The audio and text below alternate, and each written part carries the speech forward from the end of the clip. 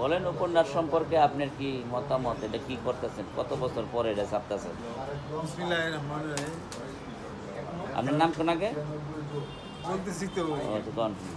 আমি মোহাম্মদ সাইফুল্লাহ, গাজীপুরের স্থানীয় বাসিন্দা। চোখের সামনে মুক্তিযুদ্ধ হতে দেখেছি। মুক্তিযুদ্ধে নানান ঘটনা, টানপুরান, এর মধ্যে জীবন সংগ্রাম চলছিল। সেসবের উপর ভিত্তি করেই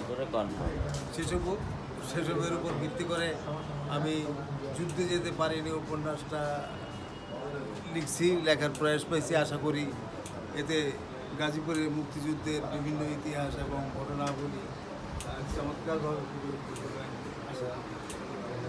এবং এ থেকে মানুষ যেমন ইতিহাস জানতে পারবে, তেমন জীবন সংগ্রামের নানা ধাপ এবং কৌশলগুলো তারা আত্মস্থ করতে পারবে বলে আমি বিশ্বাস করি। আমাকে এই উপন্যাস প্রকাশের বিষয়ে উৎসাহ দিয়েছেন এই সাংবাদিক এবং আমার বন্ধুবর জনাব আমজাদ হোসেন। আমরা একসাথেই সেই 1972 সাল থেকে সাহিত্য চর্চা এবং গাজীপুরের সংস্কৃতি চর্চা শুরু করতাম। যাই হোক, সরকারি চাকরিজনিত কারণে এতদিন একটু গ্যাপ ছিল। এই মুহূর্তে আমি অবসর নিয়ে এই উপন্যাসটাকে শুরু করেছি। আমার কয়েকটি উপন্যাস পাইপলাইনে আছে। আপাতত এই বই মেলা উপলক্ষে আশা করছি যুদ্ধে যেতে পারি উপন্যাসটা পার করব। খোদা হাফেজ সবাইকে।